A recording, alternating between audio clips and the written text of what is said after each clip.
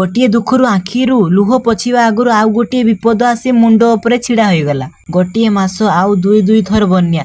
भगवान आम गाँ लोक मानकर आउ केते परीक्षा नेबे। जेउ लोक माने गत सप्ताह कादुओ सफा करे घर को फेरुतिले आज सेमाने पुणी थरे निज भंगा भाग्य धरी कांदुछंती। प्रथम बन्या जेतेबेले आसीथिला घरर आसबाब पत्र धान बरा सब नष्ट हो जाइतिला, तथापि गाँ लोक हार मानि नथिले।